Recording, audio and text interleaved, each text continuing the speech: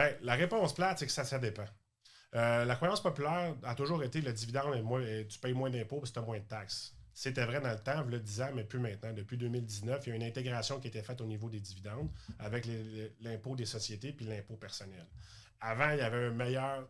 En fait, il y avait un meilleur crédit d'impôt qui a tendu à diminuer, puis le taux d'imposition des dividendes a aussi augmenté. Donc, dans les deux côtés, le dividende coûte de plus en plus cher à se verser.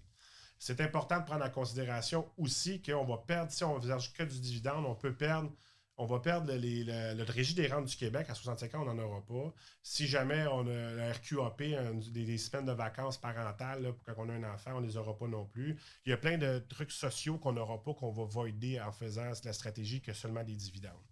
Mais encore là, ça va toujours rester une question de choix. Mais c'est important de vérifier.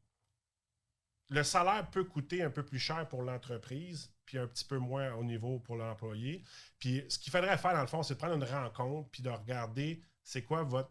C'est où le point de rencontre où est-ce qu'on devrait se verser un salaire versus quel montant de dividende que je devrais me verser pour aller chercher à maximiser l'impôt payé, puis en même temps, pas tout perdre nos avantages sociaux qu'on pourrait se créer. Puis n'oubliez pas une autre chose aussi, c'est que le dividende, il ne crée pas de droit réel. Donc, on ne peut pas placer notre argent à l'abri de l'impôt à ce niveau-là.